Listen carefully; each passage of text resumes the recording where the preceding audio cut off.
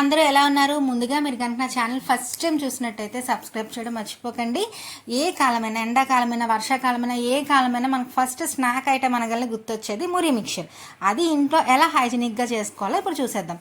First ఒక bowl తీసుకోండి, అందులో ఒక కప్పు మురియలు తీసుకోండి. నేను ఒక కప్పు మురియలకి కొలత చెప్తున్నానండి. ఒక కప్పు మురియలు తీసుకున్న తర్వాత ఒక పెద్ద సైజ్ ఉల్లిపాయల్ని చిన్న చిన్న ముక్కలుగా కట్ చేసుకొని తీసుకోండి.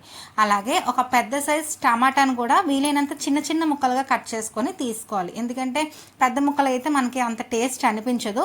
సో టమాటాలను కూడా చిన్న చిన్న ముక్కలుగా, అలాగే కొత్తిమీరని కూడా వీలైనంత చిన్న చిన్న ముక్కలుగా కట్ చేసుకొని తీసుకోండి. ఇప్పుడు పులుపు తగ్గట్టు ఒక ఒక కప్కి హాఫ్ పీస్ లెమన్ని జ్యూస్ తీసుకోండి. ఇవన్నీ కూడా మనం బాగా మిక్స్ చేసుకోవాలన్నమాట. అంటే కొంచెం గట్టిగా కలుపుకోవాలి, బాగా మిక్స్ చేసుకొని. ఎందుకంటే ఉల్లిపాయలు టమాటాల్లో ఉన్న రసం అంతా ఈ మరమరాలకి పట్టి మరమరాలు కొంచెం సాఫ్ట్ అవుతాయి, అప్పుడు తినడానికి బాగుంటాయి. సో ఒకసారి బాగా మిక్స్ చేసుకున్న తర్వాత ఒక హాఫ్ స్పూన్ కారం వేసుకోండి. మీరు కారం ఎక్కువ తినే వాళ్ళు అయితే ఫుల్ స్పూన్ వేసుకోండి. అలాగే పావు స్పూన్ ఉప్పు వేసుకోండి. జస్ట్ కొంచెం మీరు ఉప్పు ఎక్కువ తినే వాళ్ళు అయితే మీ టేస్ట్కి తగ్గ ఉప్పు కారాలు అడ్జస్ట్ చేసుకోండి. ఒక పావు స్పూన్ ఉప్పు అయితే సరిపోతుంది. ఇవన్నీ కూడా బాగా మిక్స్ చేయాలండి. అప్పుడే దీంట్లో ఉన్న వాటర్ అంతా పట్టి దానికి అంతా ఉప్పు కారం పులుపు అన్నీ కూడా ఈ మరమరాలకి బాగా పడతాయి అన్నమాట.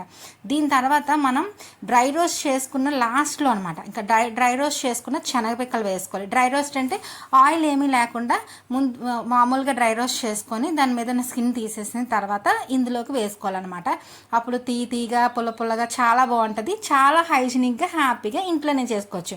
అవునండి, చెప్పడం మర్చిపోయాను, నా ఛానల్లో టమాటా రైస్ కూడా ఎలా చేయాలో పెట్టానండి. అది కూడా ఒకసారి చూడండి. నేను లింక్ ఇందులోకి కింద మెన్షన్ చేస్తాను. Thank you for watching. Please subscribe to my channel.